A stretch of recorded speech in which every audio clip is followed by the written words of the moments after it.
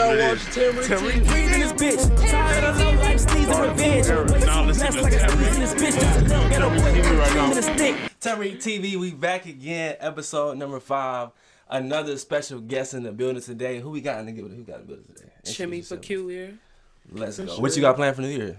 You got any, New Year's. Honestly, I feel like this year has been very chaotic, and I'm trying to chill. Like I'm trying to bring in the new year, like just me by myself, writing, you know, some vibes. I don't really feel like I need to be around a lot of people for New Year's, you know. Just this year, you know. Maybe next year I'll turn up. So kind of more like a serious, more getting down to the business type of thing. Oh yeah, it's definitely crunch time. What are your New Year's resolutions? Just the same thing. Go harder. You know what I'm saying? Like you said, it's crunch time for real, and just really get out there more. You know what I'm saying? I kind of be introverted a little bit. You know what I'm saying? But I didn't even know you did this until exactly. Like what day was that? Was that like Saturday or Friday? When I seen you at Crowbar? Yeah. Yeah, that was probably Friday, Saturday. Right. No, not Saturday. Yeah. And I see you a lot. Yeah. I know you. So it's I'm saying I just be like, you know what I'm saying? I just be chilling, but I'm here now, you know, it's me. You know what I'm saying? 10.RicTV. I love this. It's perfect timing though. And that's what I believe in. I don't know if you believe in that, but like, it's like big time. divine timing. It's like when it's supposed to happen, it's gonna happen. You are fresh off the release of your new single right now. How you feeling? How you feeling about that? I'm good. I'm riding this wave. I'm very grateful. People have been showing so much love. So how did the song come about? Talk to me about like the inspiration behind the song. The inspiration process behind the song. Okay, so I know this really dope person, Aaron, known as A-Live. And I was gonna ask who's that? Who was the feature? A-Live is a sick producer, music man in general. He's part of Muamin Collective, pushing some crazy sounds out of Cleveland. So he's their producer, their beat maker. And we kind of connected on my birthday, which is April 25th. Taurus. I know. Yeah. That's my dad's birthday, actually. That's crazy. What? Yeah. Wow. Okay. So we connected on my birthday. I pulled up to his studio. I wasn't doing nothing. We just connected, and I was just like, yo, like I need to start taking myself more seriously as an artist. Like, there's like we were just making magic, and so right now, I wrote that November 29th, I think. Okay. Fresh. Fresh. It's real fresh. I wrote it and I was like, oh yeah, let me get in the studio. But it's kind of a very carefree song. Like it feels like it, you know what I'm saying? It feels like kind of like I'm the shit. I'm talking my shit. You know what I'm saying? You're the shit. Like every day, like waking up on your way out. It don't matter where you going. Having that energy of like I'm on my shit right now, no matter what I'm doing. So that's what I wanted to convey in that. Okay, you say you was playing you the beats. Like what kind of beats are you looking for? What's your sound like? Honestly, what catches your ear? You know okay, so it's very interesting because up till that point, I wasn't really writing on top of a lot of loud beats like that. Personally, I'm more of a contemporary R&B kind of person. Afro beats, heavy on the like Ella Fitzgerald, John Coltrane, you know, oh, nice. Like we going back there, but those kind of influences, and I write ballads, I write love songs. So going into that space, like I said, it was my birthday, and I was just like, it was a very fresh environment for me, and I just felt so natural in that element, and I was like, we could really do a project off these beats. And the real inspiration for the EP is A-Live, for real. Like his music definitely plummeted me into like just being a little harder and more aggressive. Okay. With my artistic style. Yeah. A little bit of variety, just a little bit more diversity in there. Exactly. Because the like you all will see in the future, like the stuff that I have planned to release, it's a lot softer, it's a lot more chill, and definitely hits home, but these beats are very hard in my opinion. Energetic. Yeah. We gonna keep the energy, but in a different realm. Yeah, exactly. Yeah. Do you think you can find inspiration from anything, or just certain specific things? Like, oh no, like what's inspiring me right now is the future and manifesting the future. So anything I'm making right now is more like a message to my future self. So that's my inspiration right now. But in the past, it's very heavily love, just love filled.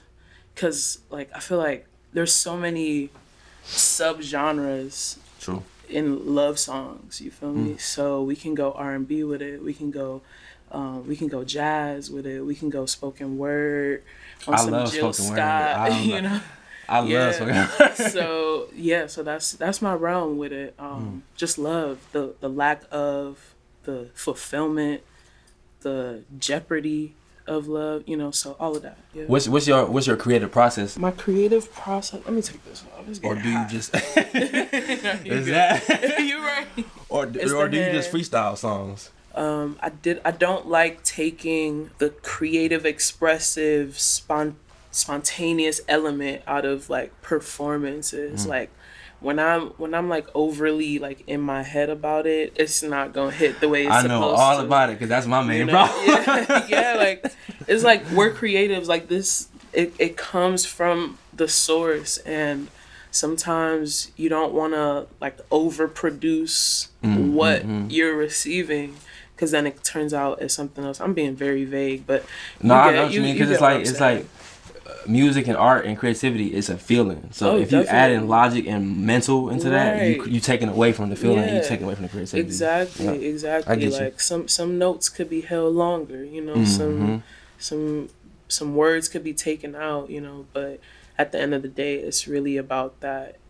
Okay. I'm in this moment. I'm present with myself. I know what I'm feeling and how I can bring this to the table. Because sometimes I'm not even sad when I'm singing a sad song, but it's like this happiness that I'm feeling right now. How can I like transmutate it to like that's the perfect word, turn it, you know, and turn it into something else, you know. So yeah. So how would you describe your sound?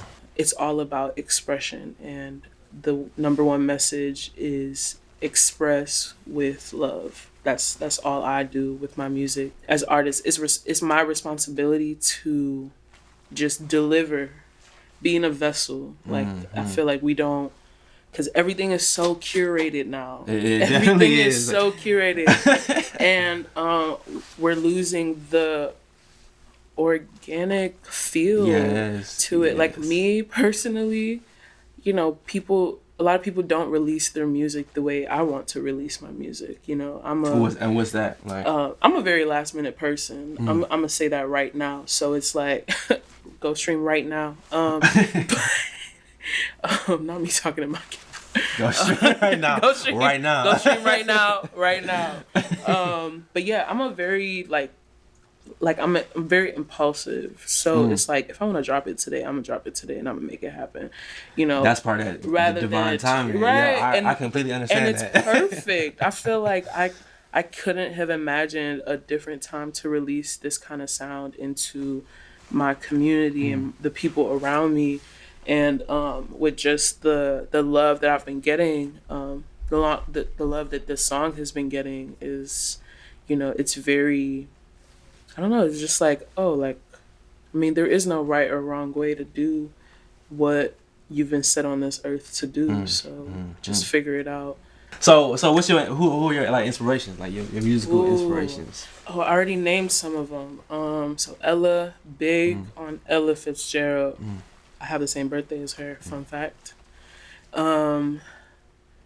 John Coltrane and just like his spontaneity, Miles Davis. Yeah, that whole like jazz is just 90% spontaneity. Like when they're playing that, you know. Let me stop saying John Coltrane's name first. Alice Coltrane. Let's start there with that woman. Her music is crazy. It's crazy. You won't even expect. I'm not hip. It's crazy. Yeah. It's crazy. Out of this world. Bob Marley. Fela Kuti, you know, Ebo Taylor, people that I grew up on, like Yemi Alade, Lagbaja, like people from my homeland, and growing up on that music. Yeah, it was just a good mix, and then coming to America, discovering the greats, Best of and both worlds, yeah. I'm kind of grateful that it happened the way. Sometimes I'm like, oh, I wish I grew up on American music, or I knew, because my parents are preachers, so it's kind of like a hush. Like they did not let me listen to anything. It wasn't until we came to America and the internet, and I'm looking things up on my own. But it's like discovering it as a more mature human, right, rather than it being passed on to you. It's like, oh, I just like this because my parents like it. No, like I like it because like I discovered it and I like it. Nigeria, right? Yes. We from that. We want to talk about that. You know what I'm saying? The journey from there to here, and how, what the difference is. Nigeria is very rowdy. Nigeria, like you think America is lit. Like Nigerians are lit. Like party hardy, lit, or just like it's just everything? in life and just every day, like in traffic, like like it's a very joyful place to be, and like when you land there, you just feel a different energy. Like it's like none other. If you're looking for a trip to I do anywhere, want to go overseas. anywhere over, like listen, like stop going to Hawaii, y'all. Okay. Or Atlanta. Right. In Miami. In Miami, stop it, please. There are other places. There's you Tanzania. Get that passport, though, right? Yeah, get that passport. There's Tanzania. There's Kenya. There's South Africa. There's so many. Yeah, because I know it's a whole different vibe than the Americans over here. You know, you feel like it's different. Like I didn't realize. We don't gotta talk about the difference too much, but because we know the answer to most of those problems are colonization, but I didn't realize I was black or other or a minority until I came to America. So having, like, I feel like every black person should get to experience the opposite of the norm, which is I'm a minority. Being the majority. Right. Go visit your brothers and your cousins, okay? Like, you'll have a great time. Yes. Did you like kind of like it here when you came? Or was it kind of like a shock? Oh no, it was definitely a shock. Like stepping off that airplane. I think our airplane was one of them that, like, it was so cold. We got here December 14. Oh my God, in the worst time. And it was 2007, so like winter was wintering, okay? Heavily, like it was bad. But I just remember the sun being so bright. You know how it looks very sunny and looks like such a great day, and then you go outside and it's like -5. It was one of those. Yeah, it'll be like on one half of it's snowing. Yeah, and dark, and then the sun is shining on the other half. And it's like, literally. And I was just like, I'm gonna just go out the airplane without a jacket. And worst mistake of my childhood. Welcome to the Ohio. But no, I learned quick. Yeah, I would literally be crying outside my classroom because of how cold I was. Like it was bad. So how is the musical landscape out there? Is it like? Ooh, it's very, like, America only gets to hear like 3-4 big like African artists. Yep. Like everybody's very fixated on Burna, Wizkid, Thames. I was watching. They're all great artists. But Burna Boy, he was talking about Afro beats, and he was like, how that's not what it's called over there at all. Like this is just like if we go into High Life. Explain like the High Life for the people. Okay, so High Life is there's these sounds that come out from different tribes in Nigeria. So certain tribes have I'm not sure what tribe is responsible for juju music, but I'm sure that's Yoruba people. And then High Life, I grew up on it. It was kind of like a Ghanaian sound that turned into Igbo people getting their influence in that too. So that's what like my grandfather was listening to. So during that time and during the rebellion of Biafra, and there's so much going on in Nigeria in the 50s, 60s, 70s, and during that time the creatives were creating like Fela Kuti, like that's why he was so villainized, because of the time it was. I feel like if there wasn't so much like revolution going on, like, I mean, then his music would be without context then. But at the same time, it's like like that divine timing, you know, when you're supposed to be saying something, you know, it's like either jump the gun or, you know, be left behind. You know? 100%. So yeah, high life. I'll take it.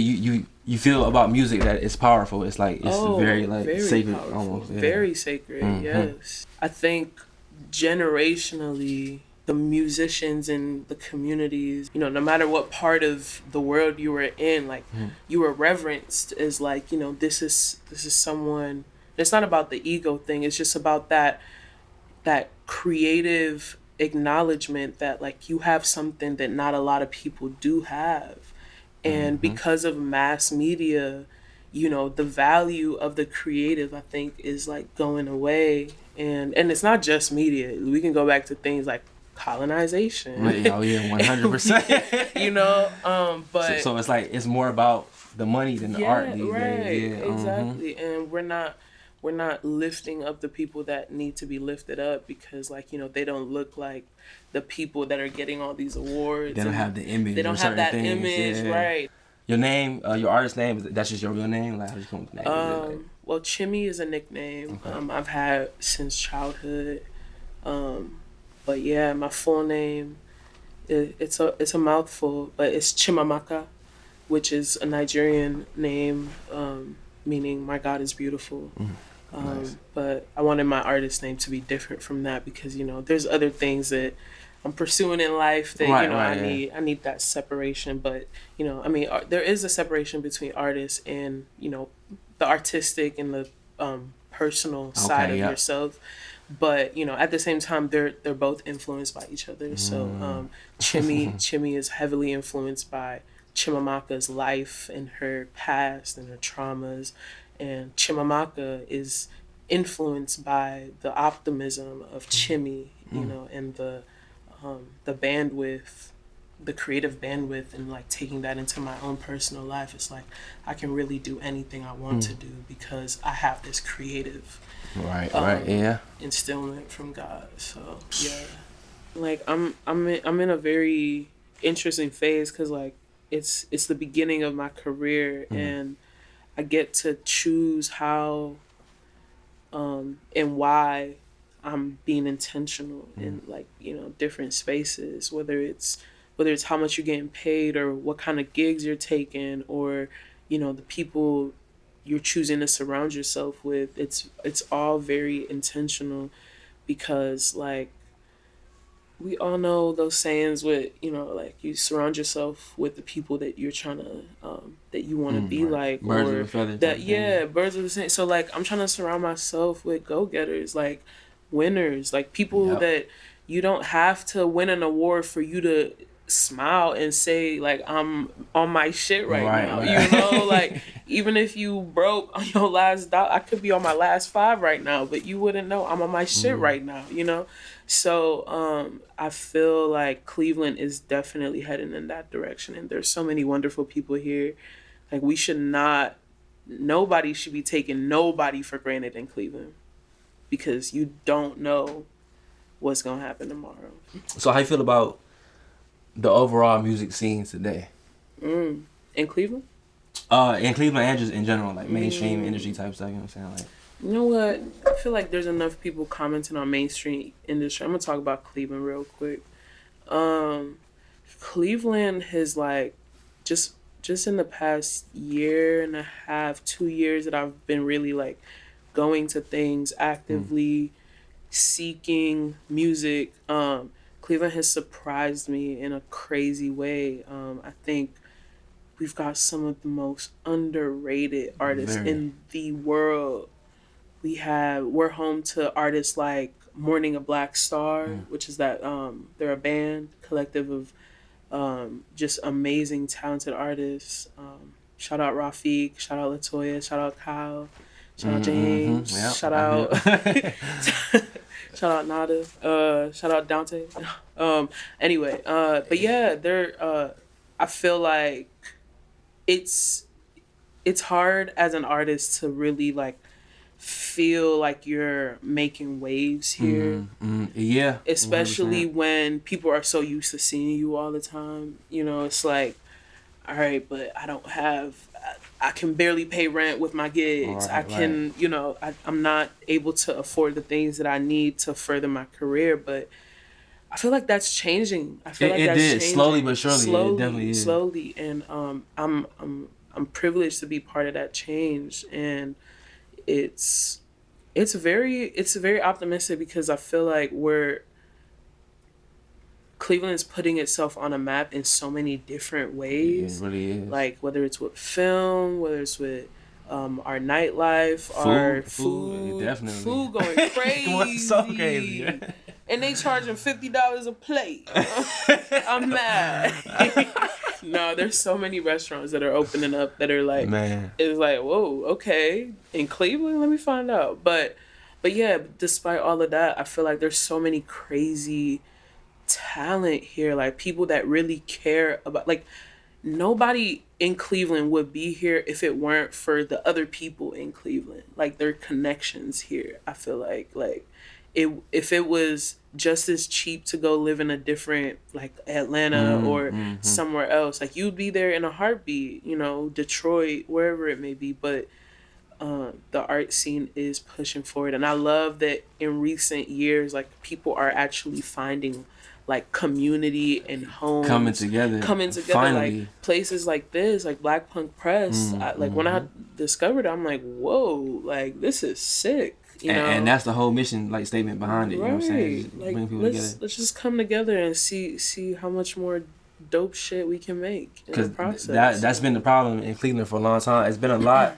It's a lot of talent, and it's like places like Atlanta that bubbled up and got their movement and like got their own sound. The West Side, New York. Yeah. We got that. We should have been have that, but people they not coming together how they should. They're not looking out for each other. You know what I'm saying? That's the word, looking out for each other. Yeah. Yeah. Because that's how you do in Atlanta. You know, the artists, they putting people on. Yeah. They're like, oh, come on. You know what I'm saying? Like, right. People here not doing that. They trying to be the one to say, oh, yeah, I made it out on my own, by myself type thing. But 2022 coming to a close. What's your album of the year right now? What you been listening to? What you been bumping? Oh, I'm gonna say two albums. My friend and Travian dropped an album. I'm not sure when, if it was 2022 or 2020, like late 2021. But Lucia, OHMLUCIA. And that's another artist that's part of my inspiration. I feel like when you're like, people are so used to seeing certain people that they don't realize like the greatness that they be, you know, like that's just like, oh, that's just what's the name, you like, know what I'm saying? Like Travian, his, like, I've never met someone who works like that, like. And Travian, I'm supposed to be doing that interview in a little bit too. So, yeah. Please, dude, get that done ASAP. Like, oh yes. What's your dream collab? Like an artist you really want to work, or if you work with them, you be like, all right, look, I made it, or like I'm content, I'm satisfied. Like, yeah. I can only pick one.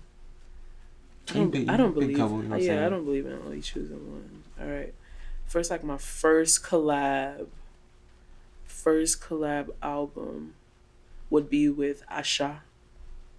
Asha is a Nigerian artist as well. She has a collab with the Caveman that I just mentioned earlier. You have to make me like a playlist of like the Nigerian artists. We should make a playlist to go along with this interview. We can do that. We can do that for sure. Yeah, send it to everybody so they know what I'm talking about. So Asha, that's one. Jill Scott, that's two. And three, just because I love her, Bree Runway. I feel like that would be a crazy sound. Like, she's so pop and so hard. And, like, yeah. Coming soon. Coming soon. It's on the way, you know what I'm saying? It's on the way. It's on the way. It's all in the timing. Like, it's No, for real. It really is. Yeah. Mm-hmm. So, how do you see, like, your sound evolving in the next couple of years? Like, where you... I feel like I'm gonna be getting back to, like, a little more into my roots. I have a lot of things in the works, collaborations, and just a lot of art that's going to be made in the next 4 months that is heavily going to be based in Nigeria. And so I'm bringing that sound, but also the American contemporary jazz influenced side of it, because my next project, it's gonna be very, like, it's a self-titled project, so it's... Those always go hard. The self-titles. No, for real, like, I'm getting to myself, and, like, really, like, this was an introduction, you know. I feel like the introduction is part of the journey, you know. So sure. I'm showing y'all where I'm at right now, but I need to take y'all back so y'all can get some. So y'all can see how I got to where I am right now and where I'm going. And where I'm going. There we go. Yeah, you get it. You get it. All right, so we're gonna switch it up. We're gonna go to little speed round questions for you. You know what I'm saying? Speed round. Okay. Gold or silver jewelry? Silver. Pecans or pecans? Pecans. Zip up or pullover hoodie? Pullover. Pancakes or waffles? Waffles. Cereal first or milk first? Or cereal. Cereal first? Cereal. Okay. Yeah, I think somebody made fun of me for doing it the opposite, so I switched. Yeah. You know. Yeah. What's your favorite cereal? Like, what you, or you just don't really eat it that much? I'm boring. I'm like Honey Bunches of Oats. Oh yeah, that's definitely valid. The oat clusters. When I eat a bowl of Honey Bunches of Oats, my mouth be sore. Like, my jaw be like, I'm like, hey, because I'm chewing one spoonful for like 10 minutes. I'm like, no, that's so real. I just thought about it. You do be chewing for a minute. Also, you're very fashionable. I don't know if you know that. Oh, yeah. But we can talk about that one too. We can talk about that. You should wear things that you feel really good in and really confident in. And as a mask presenting woman, I wear a lot of streetwear. I wear a lot of, like, jeans with cool stuff. And it's ripping, but, like, I'm still gonna wear it because it's still like I'm gonna get it patched up. But anyway, I thrift a lot. Shout out to my peoples at Avalon Exchange in Cleveland Heights. They always get me right. I feel like the energy's always good in there, so whenever I go in there, I always find some cool stuff. Got this there. Yeah, I kind of just, like, wear whatever I want, whatever I feel like I look cool in. So right now I'm in this, like, rock star kind of phase. So yeah, you be putting it on for Thank sure. You. The shades and the leather jacket. I'm like, shit. Dang. I don't have my shades today because I left my contacts and I don't want to be blind. But yeah, I'm doing the dork today. But yeah.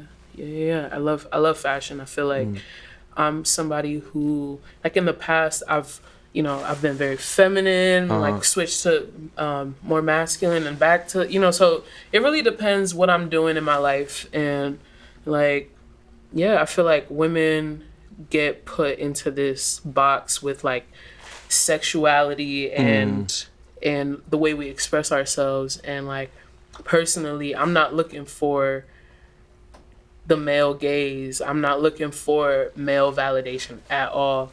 And like, if a dude fuck with me, he fuck with me. Like, it doesn't matter how I'm dressed. That's a good way to weed them out, you know what I'm saying? Yeah. I was just telling somebody that, I'm like, yeah, I don't want a man who's intimidated by a woman who puts it on like this. Right. So yeah, living my truth, as should you. Any shout outs? Shout out Vegan House, shout out Intravian, shout out Morning a Black Star, shout out Smith Taylor, shout out A-Live, shout out everybody that I love. Shout out Imani, shout out Alexa, shout out Paige, all of y'all. Shout out upcoming projects and shows. February, I'm part of, I don't know the name of the show yet, but it's gonna be at Crowbar. Oh, Be you on already the know we lookout. gonna be there. We be in there. Exactly. Follow me at Just Chimi, JUSTCHIMI. Can we do like a Disney Channel thing? Like a J. Can we Fix that in graphics, post. man? Can we get that? But yeah. Yeah, we put it in there for you. Yeah. I'm into visual arts as well, so follow my media page, Manic Media on my mind. Manic Media on my mind. There'll be a lot of cool stuff coming in 2023 with that, and a lot of shows, and yeah. 10.RicTV, that's a wrap. Episode 5, we out.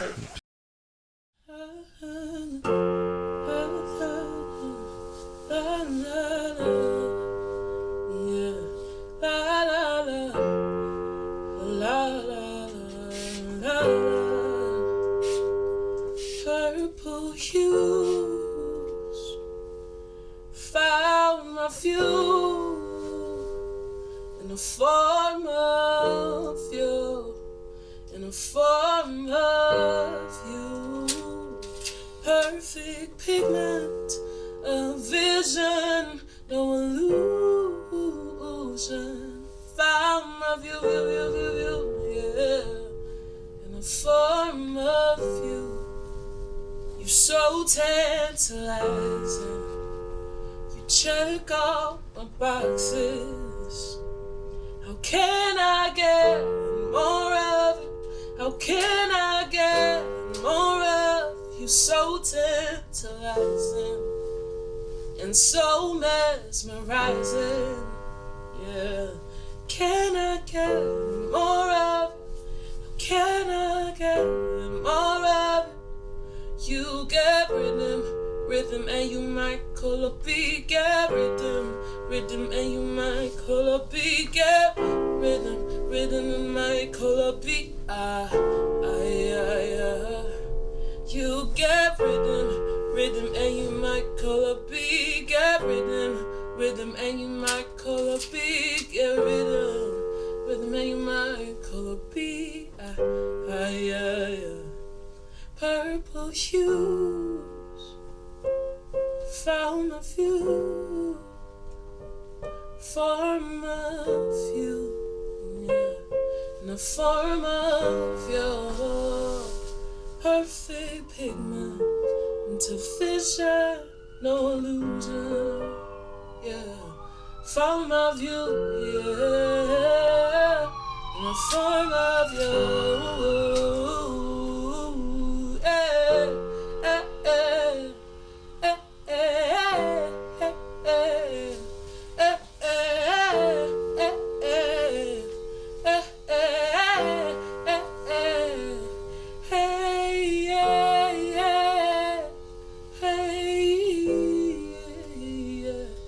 Found my